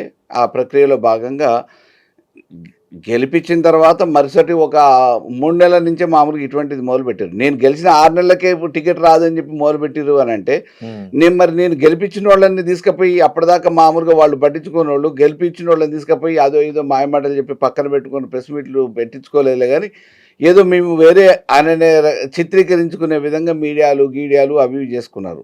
కానీ ఆ ఒక్కడు ఇవాళ కనీసం ఎవరు కూడా మామూలుగా మళ్ళీ రాజకీయాలలో లేరు కదా. వాళ్ళందరూ మీకు వ్యతిరేకించారు. అంటే ఎప్పుడైనా అంటే రాజకీయాలలో అవకాశం ఇచ్చిన వాళ్ళని, అవకాశం ఇచ్చిన పార్టీని, అవకాశం ఇచ్చిన ప్రజల్ని కాదని చెప్పేసి నాయకత్వాన్ని కాదనుకుంటే నీ వ్యక్తిత్వం ఏందనేది ప్రజలు కూడా గమనిస్తారు కదా. ఆ ప్రకారం ఈరోజు మామూలుగా నీలాంటి అంటే అవకాశం ఇచ్చిన దాన్ని నిలుపుకోకపోతే మళ్ళీ ఇంకోసారి ప్రజలు అంత ఈజీగా అవకాశాలు ఇయ్యరు కదా. కాబట్టి ఒకసారి చిన్న స్థాయి పెద్ద స్థాయి చెప్పుడు మాటలతోనో వాటితోనో వీటితోనో రాజకీయ స్వలాభాల కోసమో తప్పటడుగులు వేస్తే ఏమవుతుంది అనటానికి అదొక ఉదాహరణ. సో అంటే గేమ్ ముందే స్టార్ట్ చేశారు మీకు, వాళ్ళని కూడా బయటికి తీసేయడం వల్ల అధిష్టానం అంటే ఓవరాల్గా మీరు స్టడీ చేయండి, నేను చెప్పటం కాదు. మా కోదాడ నియోజకవర్గం వల్ల ఎప్పుడు కూడా వాసుదేవరావు గారు బీఫామ్ వచ్చిన తర్వాత వేరే వాళ్ళకి ఇచ్చిపోవాల్సి వచ్చింది. బీఫామ్ ఆయనకు వచ్చింది, ఓకే. కానీ ఏ రకంగానంటే బీఫామ్ అంటే అధిష్టానం దగ్గర నీ పరపతి తెచ్చుకున్నావు కానీ నువ్వు వీడు ఓడిపోతావు అని చెప్పేసి మానసికంగా ఏదో చేస్తే ఆయన బీఫామే వేరే వాళ్ళకి ఇచ్చిపోయాడు. మధుర బ్రహ్మారెడ్డి గారు అనేట ఆయన మామూలుగా అధిష్టానం దగ్గర మంచి పరపతే ఉంది, ప్రతిసారి నీకే టికెట్ ఇస్తా అని చెప్పి అధిష్టానం కూడా చెప్పింది. చివరికి ఆయనకు టికెట్ 2 సార్లు 3 సార్లు విఫలం అయిపోయిన తర్వాత ఆత్మహత్య చేసుకున్నాడు. శ్రీకళారెడ్డి గారు అని జితేందర్ రెడ్డి గారు ఒకప్పుడు ఇండిపెండెంట్గా చేసిండు, ఆయన మంచి నాయకుడు, కాంగ్రెస్ కూడా ప్రాతినిధ్యం వహించిండు. ఆ టైంలోనే బలమైన నాయకుడు ఆయన, తెలంగాణ ఉద్యమకారుడు కూడా. వారి కుటుంబం నుంచి వచ్చిన వారసురాలిగా శ్రీకళారెడ్డి ఇప్పుడు ఉత్తరప్రదేశ్లో జిల్లా పరిషత్ చైర్మన్ అయింది. ఆమె హెలికాప్టర్ల నుంచి కరపత్రాలు ఇచ్చేసింది, పూలు ఇచ్చేసింది. టీడీపీలో టికెట్ అడిగింది, కాంగ్రెస్లో టికెట్ అడిగింది, పీఆర్పీలో టికెట్ అడిగింది. ఏ పార్టీలు కూడా టికెట్ రాకుండా ఎవరు అడ్డుకున్నారంటే ఆ పార్టీలు ఉన్నోళ్ళు కాదు, ప్రత్యర్థులు. రేపు ఆమె నిజంగా అయితే స్థానికురాలు కాబట్టి మళ్ళీ మాకెక్కడ ఇబ్బంది అవుతుందో అని చెప్పేసి స్థానికేతరులుగా స్థిరపడ్డ, రాజకీయంగా స్థిరపడ్డోళ్ళు టికెట్లు రాకుండా చేశారు. ఇట్లా ఉదాహరణలు చెప్పుకుంటూ పోతే కోకొలలు అనమాట. అక్కడ ఎవరిని స్థిరపడియరు. ముఠా రాజకీయాలు అనేది కామను. ఒకసారి పోటీ చేసిన రెండోసారి పోటీ చేయకుండా ఉండటానికి ఏమేం చేయాలనో ఈ ఈ నీచ రాజకీయాల సంస్కృతి మొదలుపెట్టిన వాళ్ళు కొంతమంది ఉన్నారు. వాళ్ళు ఉన్నంత వరకు జరుగుతూనే ఉంటుంది. సో ఈ పరిస్థితుల్లో 2029 ఎలా ఉండబోతుంది? ఇంకో విషయం చెప్తా మీకు. 2023లో స్వతహాగా ఇప్పుడు మంత్రి పదవులు బాధ్యత వహిస్తున్న ఉత్తమ్ కుమార్ రెడ్డి నేనే పార్టీలకు వస్తా అని చెప్పి కేసీఆర్ గారితో మాట్లాడుకున్నాడు. కార్యకర్తల సమావేశాలు కూడా పెట్టుకున్నాడు 6 నెలల ముందు. నేను బీఆర్ఎస్లో పోతున్నా, బీఆర్ఎస్లో నాతో పాటు వస్తారా అని. కార్యకర్తలు కొంతమంది విభేదించారు, కొంతమంది మౌనంగా ఉన్నారు. ఇంతలో మళ్ళీ సర్వే రిపోర్ట్లు అవి ఇవి వచ్చేసినాయి. ఇంతలో వేరే సర్వే చేసేటోళ్ళు సర్వే చేసినాక వచ్చి సరే ఇక్కడ వాతావరణం బాగుంది, మీరు పార్టీ మారితే మీకు నష్టమవుతుందేమో ఆలోచించుకోండి అంటే పునరాలోచనలో పడి మళ్ళీ పోయి కేసీఆర్ గారి దగ్గర పోయి ఏం చెప్పుకొని వచ్చిండు, గెలిచినాక వస్తా, నేనే గెలుస్తా, కొద్దిగా వాతావరణం వేరే విధంగా గెలిచినాక వస్తా అని చెప్పేసి ఒప్పందం చేసుకొని వచ్చిండు. ఇదే ఒప్పందం ప్రకారం ఏం చేసిండు ఆయన, ఎన్నికలలో ప్రచారం ఏం చేసిండు, నేను ఒకవేళ రేపు గవర్నమెంట్ వస్తే కాంగ్రెస్ ముఖ్యమంత్రిని, గవర్నమెంట్ రాకపోతే ప్రతిపక్షంలో మంత్రిని అని ప్రచారం చేసుకున్నాడు పబ్లిక్ గా. టీఆర్ఎస్ బహిరంగంగా టీఆర్ఎస్ అయితే మంత్రిని అయితే, కాంగ్రెస్ వస్తే ముఖ్యమంత్రిని అయితే అని ప్రచారం చేసుకున్నాడు. అంటే ఏ స్థాయిలో ఎటువంటి ఏ దిగజారుడు కార్యకర్తలు ఆలోచించాలిగా. అంటే నువ్వు పార్టీ మారడానికి సిద్ధపడ్డావు కదా, గవర్నమెంట్ రాకపోతే బీఆర్ఎస్లోకి పోతావు అని చెప్పేసి సిద్ధపడ్డావు కదా అని చెప్పేసి నిజమైన నికార్సైన కార్యకర్తలు అయితే ఆలోచిస్తారు. వాళ్ళకి ఏమున్నది, అదొక డిఫరెంట్. అవును, గెలిచిండు అనుకోకుండా, అనూహ్యమైన పరిస్థితులలో గెలిచిండు, కాంగ్రెస్ వచ్చింది, మంత్రి అయ్యండు. కాబట్టి మా దగ్గర పొద్దుపూట స్క్రిప్ట్ తయారైతుంది, సాయంత్రానికి అది ఆడదు. ఎప్పుడు ఒకళ్ళ మీద ఎప్పుడు గ్రూపులు. ఉత్తమ్ కుమార్ రెడ్డిని కూడా కంటిన్యూ ఏమి నిద్రపోనీయలే. ఉత్తమ్ కుమార్ రెడ్డి ఉన్నప్పుడు వర్గాలు ఉన్నాయి, 4 సార్లు ఎమ్మెల్యేగా నేను వద్దండుని చెప్పి చెప్పుకునేటోళ్ళ దగ్గర వర్గాలే ఉన్నాయి. ఈ వర్గాలకి మామూలుగా పొయ్యి పెట్టిందే వాళ్ళు కాబట్టి ఇవి ఎప్పుడు వెంటాడుతూనే ఉంటాయి. ఈ సంస్కృతి వాళ్ళు ఉన్నంత వరకు ఆ నియోజకవర్గంలో అట్లా అలవాటు చేసేది కాబట్టి ఈ దావుడు మూతలు, వెనక మామూలుగా పొగబెట్టుడు, ఈ బురద జల్లుడు, ఇది వాళ్ళకు వెనతో పెట్టిన విద్య, ఆనవాయితీ. దాన్ని తట్టుకొని ఆ నియోజకవర్గంలో బహుశా నిలబడి రాణించగలిగిందంటే నేను ఒక్కడనే ఉండొచ్చు. ఓకే. తర్వాత కేసీఆర్ గారు ఒప్పుకున్నారా మరి ఆయన ఉత్తమ్ కుమార్ రెడ్డి వస్తా అంటే? అప్పుడు మీ రాజకీయ భవిష్యత్తు ఏంటి, మీతో ఏమైనా చర్చలు జరిపారా? అంటే కేసీఆర్ గారు అన్నారు, ఎంతోమంది కాంగ్రెస్ నాయకులు వచ్చి జాయిన్ అయ్యారు కాబట్టి వాళ్ళతో పాటు ఈయన కూడా వస్తా అంటుండే, నీకేం ఇబ్బంది లేదులే, భవిష్యత్తు ప్రాబ్లం లేదు, నేను చూసుకుంటానని చెప్పేసి అని అన్నారు. సరే మంచిది సార్, అదేం లేదు, మీ మీద నమ్మకం ఉంది, మీరు ఏం చేసినా పర్వాలేదని చెప్పేసి చెప్పాను. అంతకు మించి వేరే ఏం చెప్పలేం కదా. అవును, అంతే కదా. అంటే ఏదో ఎమ్మెల్సీ లాంటిది ఇద్దాం అనుకుని ఉంటారు. ఏమి ఇస్తారు ఏంటి అనేది తర్వాత. అవును, అసలు జరిగేది ఫస్ట్ అయితే మిమ్మల్ని పిలిచి కేసీఆర్ గారు కన్విన్స్ చేశారు. అంటే ఒకవేళ ఆయన ఉత్తమ్ కుమార్ రెడ్డి ఆ రోజు కాంగ్రెస్ నుంచి బీఆర్ఎస్లోకి వస్తే నేను బీఆర్ఎస్లో నుంచి కాంగ్రెస్లోకి పోతాడని కూడా ప్రచారం జరిగింది. ఒకవేళ అట్లా కూడా ఏదైనా జరుగుండొచ్చు. అంటే రాజకీయాలలో రాజశేఖర రెడ్డి గారు టికెట్ ఇవ్వనంటే నేనేం ఊరుకోలే. చంద్రబాబు నాయుడు గారు ఆ రోజు అవకాశం ఇస్తా అన్నారు, ఇచ్చిర్రు. రెండోసారి ఇవ్వలేదు. మూడోసారి నాకు పోటీ చేయాలనుకున్నా, ఇంకో పార్టీ పిలిచింది, పోయి పోటీ చేసిన. నాలుగోసారి అనేక రకమైన అడ్డంకులు సృష్టించాలనుకుని అందరూ మూకుమ్మడిగా అనుకున్నారు. కేసీఆర్ గారు అక్కడ ఉన్న వాస్తవం ఏందో అర్థం చేసుకున్నారు, చూసిర్రు, యువకుడిగా నన్ను ప్రోత్సహించారు. రేపటి భవిష్యత్తులో ఎటువంటి కుట్రలు ఈ రాజకీయాలలో సహజమైన అంతకంటే మించిన కుట్రలు మా కోదాళ్ళు అది నా మీద జరుగుతాయి. ఈ కుట్రల్ని ఎట్లా ఛేదించాలి ఏంటిది అనేది ఒక భాగం అయితే, ఆ భగవంతుని మీద భారం వేసి కష్టాన్ని నమ్ముకున్న వ్యక్తిగా డెఫినెట్గా ఓకే ఆలోచిస్తాం అంతే. ఇప్పుడు మీకు 2029లో ఒకవేళ బీఆర్ఎస్ పార్టీ టికెట్ వస్తే ఎట్లుంది వాతావరణం ప్రజాక్షేత్రంలో? మీరు 2 ఏళ్ల నుంచి ప్రతిపక్ష పాత్ర పోషిస్తున్నారు. నిజంగా ప్రజలు ఏమనుకుంటున్నారు? ప్రజల్లో 2023లో అసలు కాంగ్రెస్ గెలుస్తుంది, అధికారంలోకి వస్తుంది అని చెప్పేసి ఎవరు ఊహించలేదు, ఎవరు చెప్పలేదు కూడా. అవును, ఏ సర్వేలు చెప్పలే, అవును, ఏ నాయకుడు అనుకోలేదు. అనూహ్యంగా అనుకోకుండా 15 రోజుల ముందు నుంచి కొత్త మారింది. 2 రోజుల ముందే మా దగ్గర వాతావరణం మారింది. 2 రోజుల ముందు. ఓకే, ఎలా ఏమైంది? అంత పెద్ద సంఘటన ఏమైంది? ఎవరు ఊహించట్లేదు. అంటే హైదరాబాద్ నుంచి ఓటు వేయడానికి వచ్చిన వాళ్ళందరూ కూడా వచ్చి మామూలుగా కాళ్ళీళ్ళు పట్టుకొని పేరెంట్స్ని కన్విన్స్ చేసి, ఈసారి మేము చెప్తున్నాం మీరు కాంగ్రెస్కి ఓటు వేయండి అని చెప్పేసి బతిలాడినందుకు ఓటేసినామని చెప్పేసి, తర్వాత ఓటేసిన చాలామంది సామాన్యులు, ఆయా కుటుంబాలకు సంబంధించిన వాళ్ళు, తల్లిదండ్రులు అయ్యో అనుకోకుండా ఇట్లా జరిగింది అని చెప్పిన దాఖలాలు ఉన్నాయి. కాబట్టి అనూహ్యమైన మార్పు అయితే 2023 ఎన్నికలలో జరిగినాయి. ఎవరు కూడా ఊహించని విధంగా కాంగ్రెస్ ఊహించని విధంగా 64 సీట్లకి ఎగబాకింది. అంతకుముందు 5 మంది ఉన్నోళ్ళు 59 మంది పెరిగి 64 సీట్లతోని ప్రభుత్వాన్ని ఏర్పాటు చేసే అవకాశం వచ్చింది. అది ఒక ఊహించని పరిణామం. ఒక మాజీ ఎమ్మెల్యేగా ఇప్పుడు రాష్ట్ర పాలన చూస్తున్నారు మీరు, కాంగ్రెస్ పాలన ఏమనిపిస్తుంది మీకు? ఎక్కడ అంటే 6 గ్యారెంటీల విషయంలో కావచ్చు, కాంగ్రెస్ ఎన్నికల మేనిఫెస్టో విషయంలో కావచ్చు, ఎలా ఉంది పరిపాలన అంటే ఏం చెప్తారు? అంటే నేను 1983 నుంచి రాజకీయాలు ప్రత్యక్షంగా చూస్తున్నాం, గమనిస్తున్నాం. ఆనాటి ఆలోచన విధానానికి ఈనాడు ఆలోచిస్తున్న విధానానికి చాలా వ్యత్యాసం ఉంది. ప్రతిపక్షాలుగా ఉద్యమాలు చేస్తున్నప్పుడు ఆ ఉద్యమాలని దగ్గరగా చూసిన సందర్భాలు ఉన్నాయి, నేను ప్రత్యక్షంగా పాల్గొన్న సందర్భాలు ఉన్నాయి. అది టీడీపీకి వ్యతిరేకంగా కానీ కాంగ్రెస్కి వ్యతిరేకంగా కానీ ప్రజా ఉద్యమాలలో మేము పాల్గొన్నాం. కానీ ఈరోజు అసలు ఓటర్ ఏం ఆలోచిస్తున్నాడు అనటానికి ఏదో ఎక్స్పెరిమెంటల్ బేసిస్లో పోయినసారి ఆయనకి వేసినాం కాబట్టి ఈసారి ఆయనకు ఓటేద్దాం. అరే పర్ఫామ్ చేయగలిగిన వాళ్ళు ఎవరు, శక్తి ఉన్న వాళ్ళు ఎవరు, ఆలోచన ప్రకారం నీకు ప్రజలకు మేలు చేయగలిగిన వాళ్ళు ఎవరు అనేది ఆలోచించాల్సిన నేపథ్యంలో ఒక రాజకీయ పార్టీగా ప్రభుత్వం ఏర్పాటు చేస్తే ఏ పార్టీ వల్ల ఏ ప్రభుత్వం వల్ల మనకు మేలవుతుంది, ఎవరు దూరదృష్టితో ఈ రాష్ట్రాన్ని నడపగలుగుతారు, మనకి ఈ కోట్లాది మందికి మేలవుతుందని చూడాల్సిన నేపథ్యంలో ఏదో పోయినసారి ఆయన కేసం కాబట్టి ఈసారి ఈయనకు వేద్దామని ఎక్స్పెరిమెంటల్గా వేస్తే ఏం జరుగుతుంది అనటానికి ఇప్పుడు కాంగ్రెస్ గవర్నమెంట్ మీరు ఒక ప్రత్యక్ష ఉదాహరణ. ఈరోజు ఏం జరుగుతుంది, ఏమి ఊహించి ఏమి అనుకోని అసలు తెలంగాణ కోసం కొట్లాడినాం. కేవలం తెలంగాణలో ముఖ్యమంత్రి కావడానికి కేసీఆర్ అయితే అన్ని రోజులు కొట్లాడాల్సిన పని లేదు. ఆయనకున్న తెలివికి ఎప్పుడో ఒక ముఖ్యమంత్రి కాకపోతే ఇంకా వేరే దేశానికి సంబంధించిన ఏదైనా కీలకమైన పదవులలో ఉండి ఆయన చూసుకోగలుగుతాడు. కానీ తెలంగాణకి ముఖ్యమంత్రి కావాలనే కోరికతోనే కేసీఆర్ తెలంగాణ తీసుకొచ్చిండా? తెలంగాణ బాగు కోసం, మేలు కోసం తీసుకొచ్చిండు, తెలంగాణ భవిష్యత్తు కోసం తీసుకొచ్చిండు. ఆ భవిష్యత్తుని ఏ రకంగా చూపించిండు? ఆ వ్యత్యాసం అయితే మామూలుగా 10 సంవత్సరాల కాలంలో పరిపాలనలో ఆ వ్యత్యాసాన్ని అయితే చూపించగలిగింది కదా ఈ తెలంగాణ ప్రజానికానికి. ఎడారిగా ఉన్న తెలంగాణని, ఆకలి దప్పులతో ఉన్న తెలంగాణని సస్యశ్యామలం చేయడంతో పాటు ధనిక రాష్ట్రంగా అయితే మార్చడానికి ఆయన ప్రయత్నం 10 సంవత్సరాలు చేయగలిగింది, చేసింది కదా. చేసిన తర్వాత మళ్ళీ రేవంత్ రెడ్డిని చూద్దామని అన్నారు. చూస్తే ఏమవుతుంది?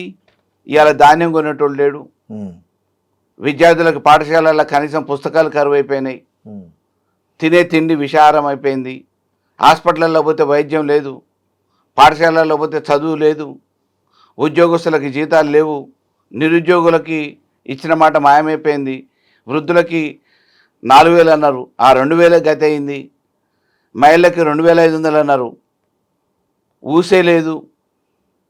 ఏం జరిగింది మరి? ఏం ప్రగతి సాధించడం 2.5 సంవత్సరాలు కావస్తుంది.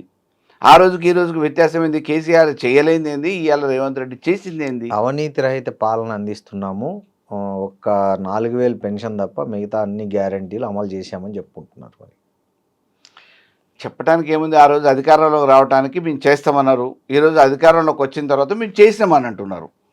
ఓకే, ఆ చేసిన ఫలితాలు ప్రజలకు అందాలి కదా. మేమైతే ఇలా చేసినాం, అవి అందినయో లేదో నాకు తెలియదు, అధికారులు రిపోర్ట్ ఇస్తున్నారు అని చెప్తున్నాడు. ఇక ఒక ముఖ్యమంత్రి అయ్యి ఉండి అంత బాధ్యతారాహిత్యంగా మాట్లాడితే, అఫ్కోర్స్ మాకు ఆయన సహచరుడిగానే పనిచేసినాం, మేమంతా కలిసి పనిచేస్తాం.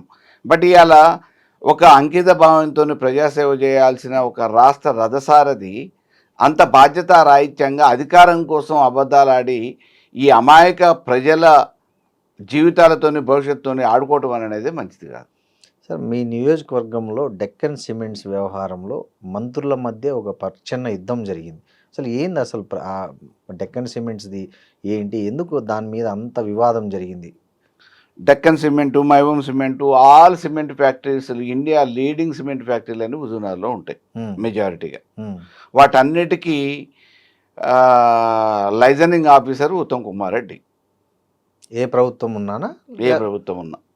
ఏ ప్రభుత్వం ఉన్నా లైజనింగ్ ఆఫీసర్ ఉత్తమ్ కుమార్ రెడ్డి.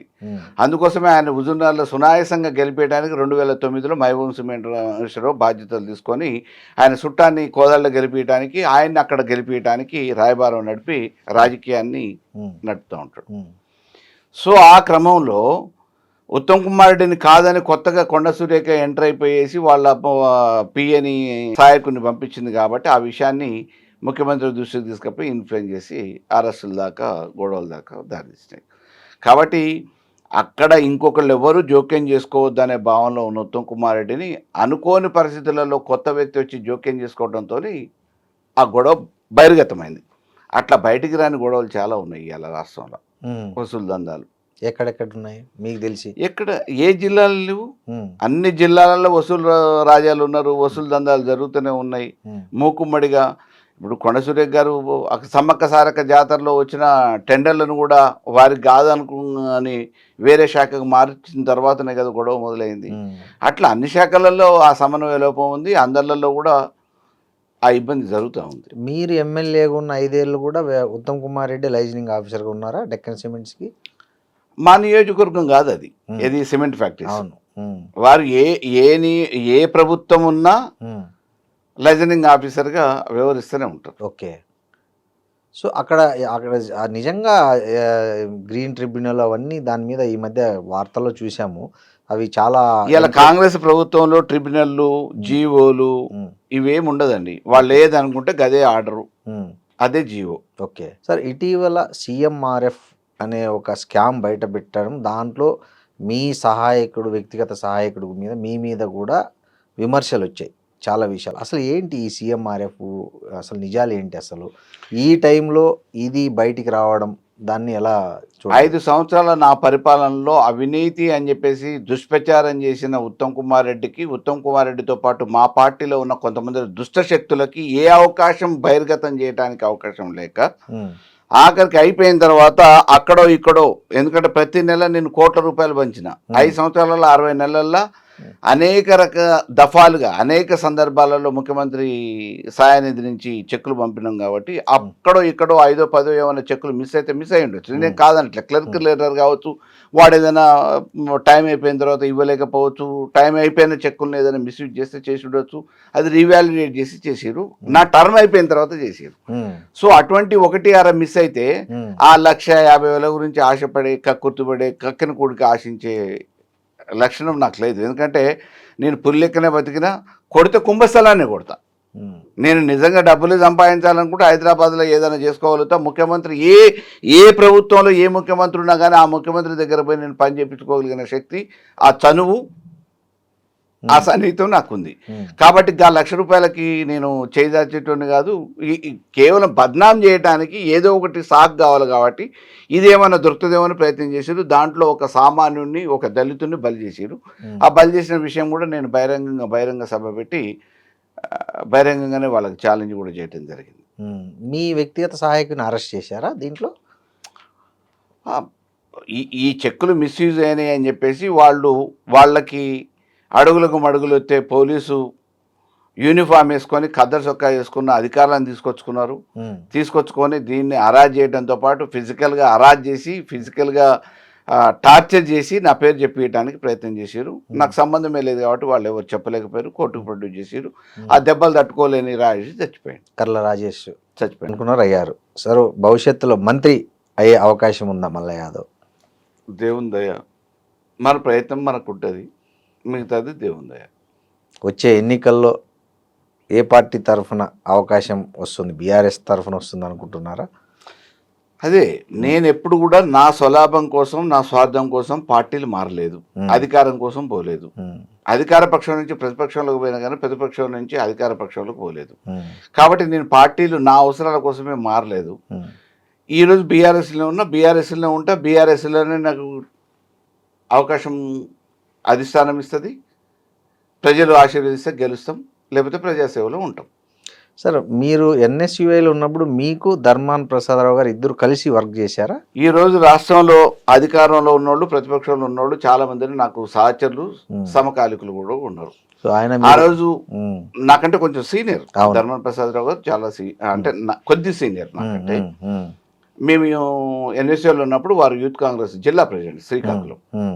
89లోనే వారు అదృష్టవశాత్తు ఎమ్మెల్యే కాదు, యంగెస్ట్ ఎమ్మెల్యే.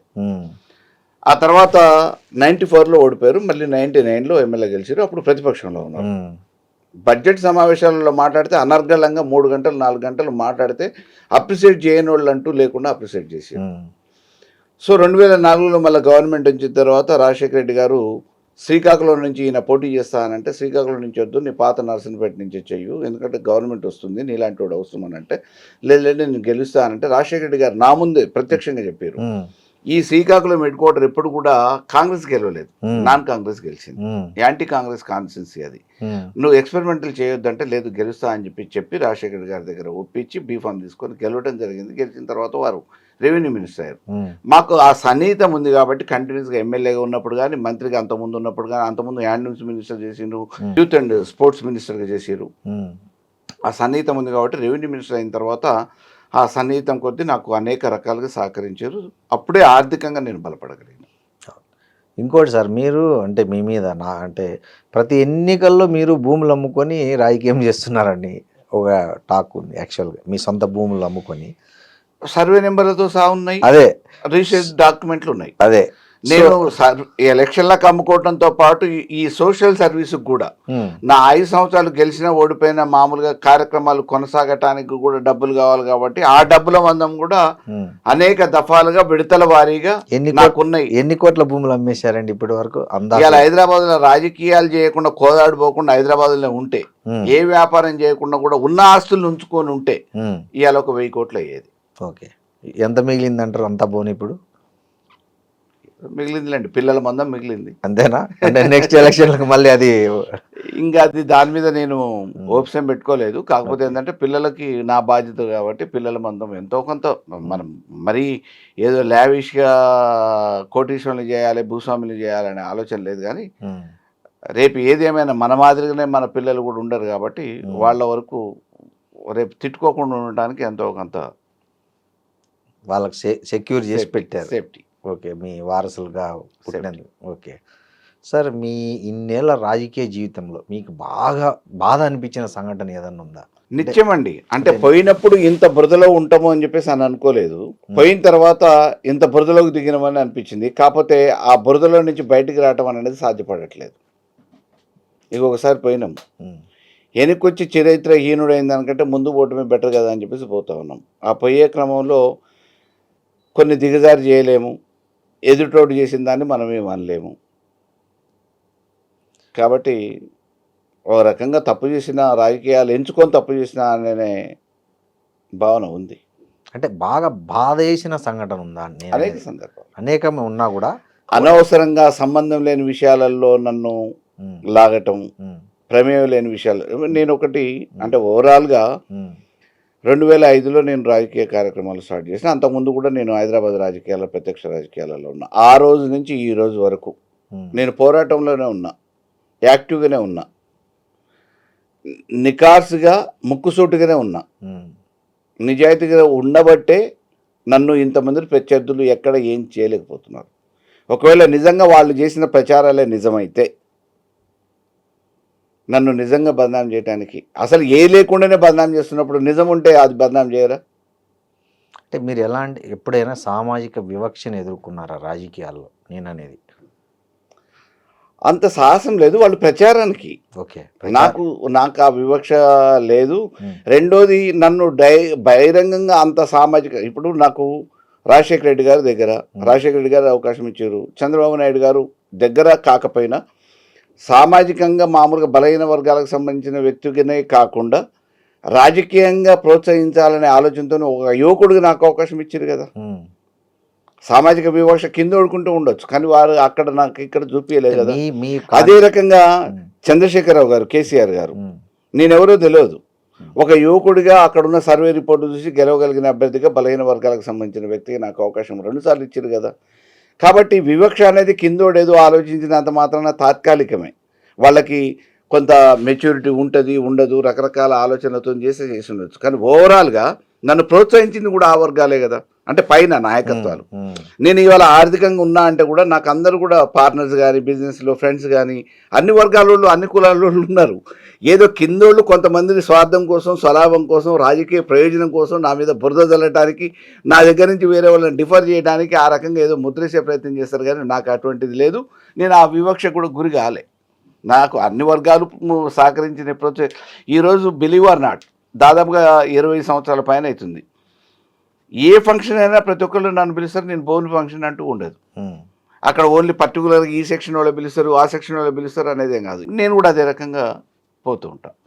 నాకు ఆ వివక్ష లేదు. కొంతమంది రాజకీయం కోసం, వాళ్ళ స్వలాభాల కోసం గీస్తున్న గీత అది. వచ్చే ఎన్నికల్లో కల్వకుంట్ల కవిత పెట్టబోయే కొత్త పార్టీ ప్రభావం ఎంత మేరకు ఉంటుంది అనుకుంటున్నారు మీరు? ఏముండదండి, ఏముండదు. జయప్రకాష్ నారాయణ గారు పెట్టినట్టు, ఆమ్ ఆద్మీ పార్టీ కొత్తగా వచ్చినప్పుడు పోటీ చేసినట్టు, అదే రకంగా పీఆర్పీ నుంచి పోటీ చేసినట్టు ఆడోకలు కొంతమంది రాజకీయంగా అవకాశం దొరకని వాళ్ళు ఏదో ఒక బీఫామ్ వస్తుందనో ఇంకో రకంగానో, ఇప్పుడు మామూలుగా కూడా వేరే చిన్న పార్టీలు బీఎస్పీ నుంచి కూడా తీసుకొచ్చుకొని వేసుకున్నారు కదా, అట్లా ఏదైనా బీఫామ్ కోసం పోటీ చేస్తే చేస్తుండొచ్చు. కానీ ఏదో కొద్ది గొప్ప వాళ్ళ కుటుంబాలు, వాళ్ళ పరిస్థితులు ఉన్నంత వరకు 2000, 3000 ఓట్లు వచ్చే అభ్యర్థులు ఉండవచ్చు. కానీ గెలవలసిన స్థాయో, ప్రజలు ఆదరించే పరిస్థితితో ఆ పార్టీకి, ఆ నాయకత్వానికి ఉంటుందని చెప్పి మేము భావించట్లేదు. 2000 3000 ఓట్లు గెలవకపోవచ్చు కానీ ఓడించడానికి కొంతమందిని ఎక్కువ ఉపయోగపడతాయి కదా కొంత. ఇప్పుడు వారి ప్రయత్నం కూడా అదే కదా. అంటే ఎవరిని ఓడించవచ్చు ఎక్కువ శాతం? వారికి ఆ రోజు ఎవరితో లాభం ఉంటుందో, వీరితో ఎవరికి లాభం ఉంటుందో, వాళ్ళు బార్గెన్ ఎవరితో చేస్తారో అటువంటి సంప్రదింపులు ఉంటాయి. కాబట్టి అది ఏం జరుగుతుందో అనేది ఇప్పుడు ఊహించలేం. బట్ అంతకుమించి పెద్ద శక్తి ఉండదు. ఆ శక్తి అనేది ఎవరికి నష్టం ఎవరికి లాభం అనేది ఇంత ముందస్తుగా ఊహించలేం, బేరీజ్ చేయలేం. Okay, it takes time. So మీకేమన్నా ఒక డ్రీమ్ ఉందా అండి రాజకీయాల్లో ఇది చేయాలి ఖచ్చితంగా నేను ఉన్నాను? ఆ డ్రీమ్తోనే కదా వచ్చినాం, లేకపోతే అసలు అంటే నేను అనేది రాజకీయాలే డ్రీమ్ కాదు, రాజకీయాల్లో ఇది నేను నా బ్రాండ్ కానీ ఇప్పుడు ఒకవేళ రాజకీయాలు అంటే రాజకీయాలలో మనం ఏదో ఇప్పుడు ఒక అదృష్టం ఏంది రాజకీయాలలో, చట్టసభలలో ఉండి మనం ఒక సంతకం పెట్టడంతోనే అది చట్టంగా మారుతుంది. ఆ చట్టం అనేది కోట్లాది మందికి శాశ్వతంగా ఉపయోగపడుతుంది. ఆ చేసే అదృష్టం అవకాశం కేవలం మనకు మాత్రమే వస్తుంది. కాబట్టి రాజకీయాలు ఎంచుకుంటే నేను అనేది మీ కాన్స్టిట్యున్సీకి ఇది చేయాలన్నా తరతరాలు గుర్తుండిపోయేలాగా అట్లాంటి ఒక డ్రీమ్ ఉందా అని నేను అడుగుతున్నాను. మన రాజకీయ వ్యవస్థలో ఏ డ్రీమ్ ఉన్నా అది చేయలేమనేది అర్థమైపోయిందండి మీకు ఎవరికైనా. ఇప్పుడు కేసీఆర్ గారు ఎవరో ఎప్పుడో కట్టినే కాదా, మనం కూడా కొత్తగా ఇప్పుడు ఇంటిగ్రేటెడ్ ఆఫీసెస్ కలెక్టరేట్లు ఎవరు కట్టిరండి ఈ దేశంలో? అన్ని కార్యాలయాలు ఒకటే దగ్గర ఉండటం మూలన సామాన్యుడికి లాభం అవుతుందని చెప్పి కట్టారు. అటువంటి కలెక్టరేట్లు ఎప్పుడైనా చూసినామా మనం? దేశంలో ఉన్నాయా? వైకుంఠ ధామాలు ఉన్నాయా? సెక్రటరేట్ ఇంత పెద్దది, మినిస్ట్రీతో పాటు దానికి సంబంధించిన ఆల్ స్టాఫ్ అధికారులు, ప్రిన్సిపల్ సెక్రటరీ నుంచి మొదలు పెట్టుకొని అందరూ సంబంధిత అధికారులు అందరూ కూడా ఆడనే అందుబాటులో ఉండటానికి ఒక బ్లాక్ను కట్టింది కదా సెక్రటరీని. ఆ రకంగా ఎవరైనా చేసేదా? అంటే హిస్టరీలో నిలబడాలి, దాంతోపాటు భవిష్యత్ తరాలకు ఉపయోగపడాలనే కదా చేసారు. వారేం శాశ్వతంగా 1000 సంవత్సరాలు ఉండరు కదా. అట్లా చేయనిస్తే ఇంకా అభివృద్ధి చెందుతుంది. ఇటువంటి నాయకుడిని ఉంచుకోవాలి, కాపాడుకోవాలని ఆలోచన చేయాల్సిన యువతరం కానీ విద్యార్థి లోకం కానీ ఈ తెలంగాణ ప్రజానికి మేము ఆలోచించింది ఎన్నో పోరాటాలు చేసి చివరికి ఏం చేసుకున్నాం? ఇవాళ ఏం జరుగుతుంది?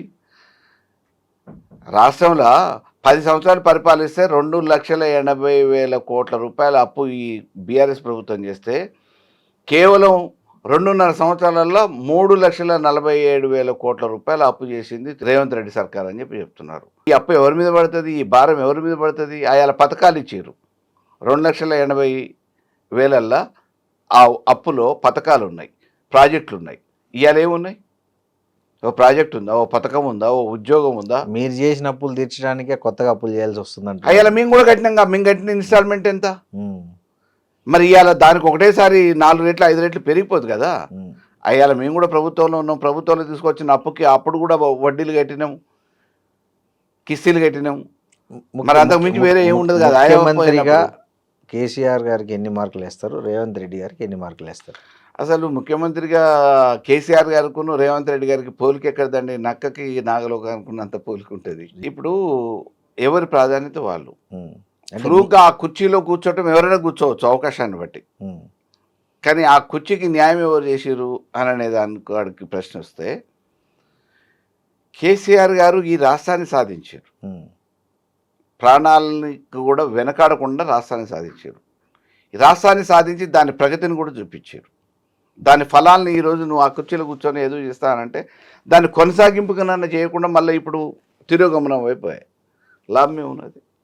సో కాబట్టి పోలికే లేదు కాబట్టి మార్కులు వద్దంటారు. అఫ్కోర్స్ ఆయన కూడా నాకు మంచి సన్నిహితుడు, అట్లేం లేదు. We are close friends. కానీ ఉన్నది ఉన్నట్టు మాట్లాడుకోవాలి కదా. మంచి చిన్న వయసులో మంచి అవకాశం వచ్చింది, అదృష్టం వచ్చింది.